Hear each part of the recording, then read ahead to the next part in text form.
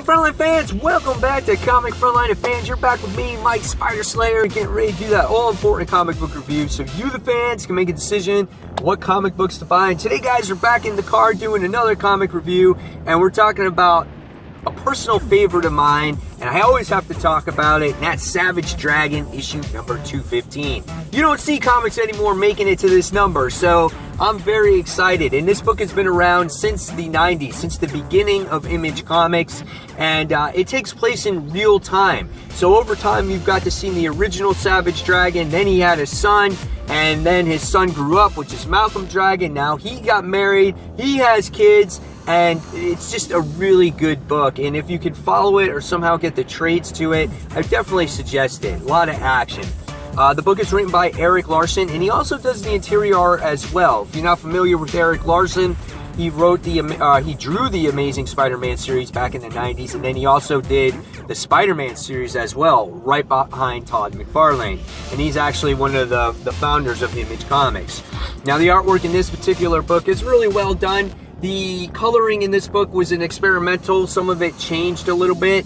And what I like about Savage Dragon is that it has more of a kind of like a traditional comic book feel from maybe like the 80s or the 90s, just with a lot of just a lot with the paneling, and then the sound effects that go on in the book when you see all the action that happens in the book as well when they do battle.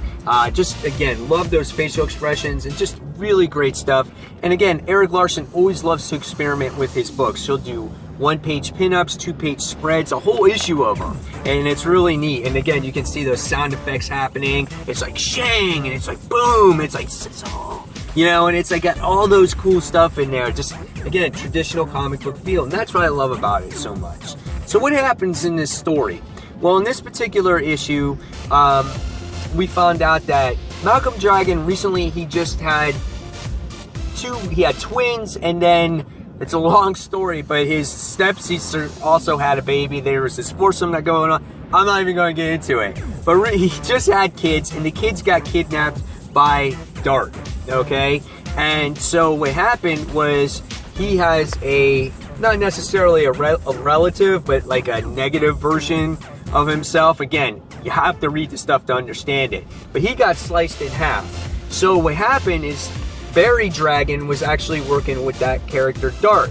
And so they're trying to bring him back to life by infusing blood into Barry Dragon. And Barry is kind of like, if I give him my blood, he might explode because I have these powers that can cause bad things. And it was a whole thing that was going on. So they're like, well, we got no choice. We got to bring him back to life. He has the information of where Dart is hiding out and where the babies may be. So it was really important. So as the issue winds up continuing, we wind up seeing that Malcolm has to go after Dart.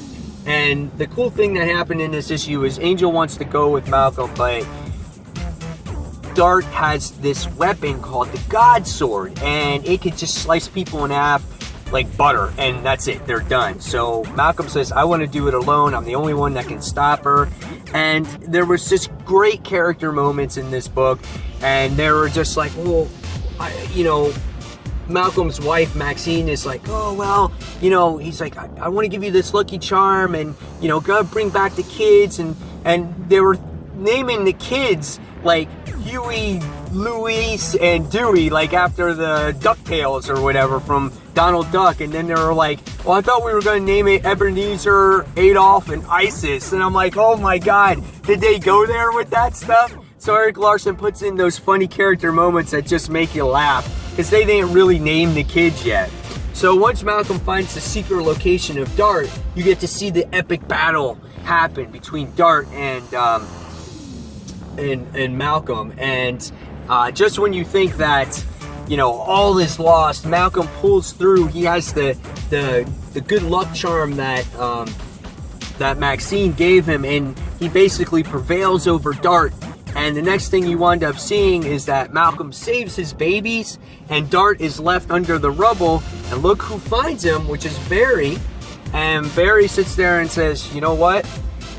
he's like, I'm not going to give you any more chances. You said you were going to help me, and then I found out that you were killing babies and that you were going to kill people. And she's like, please, you're the only one I have left. So she goes to kiss him. And going back to that original part of the issue when Barry gave him his blood saying, oh, he might explode, the next thing you wind up finding out is that while he's kissing Dart, boom! Barry freaking explodes with Dart, and that's the end of Dart? I'm not sure. Is that the end of Barry Dragon? Yeah, probably so. But this is another incarnation of Dart. She was like the daughter, I think, of the original Dart, and she was Malcolm's babysitter when she was younger, which is so funny. So that's the way the issue ended. I just love Savage Dragon. You know, this review may get like 20 hits or 30 hits, if that. But nevertheless, if I can get one more person to read Savage Dragon, I'll be happy, because it's just a fun read. And ever since like issue 200, it's really stepped up its game, and it's evolved since the original conception of the character. And I think it's perfect for next gen readers, because you know we have Malcolm Dragon in here. So really good stuff. I had a lot of fun with it. I gotta give it probably 4 out of 5 stars. It's not a perfect book, you know. It's traditional. It's generic. It's almost point A to point B. But nevertheless, I have a lot of fun with this book, and I always have a lot of fun in here. So, and what makes it really good is the humor in this book. So, once again, 4 out of 5 stars from me. If you guys read Savage Dragon, please leave it in the comments below. And as always, guys, thank you for watching Comic Frontline. And this is Mike Spider Slayer signing off. Take care. Bye.